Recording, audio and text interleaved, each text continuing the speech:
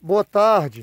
Agora, no final da tarde, a população chamou os brigadistas de Poranga para combater um incêndio florestal que está aqui acometendo nas margens da BR-404, na entrada do sítio Nova Esperança.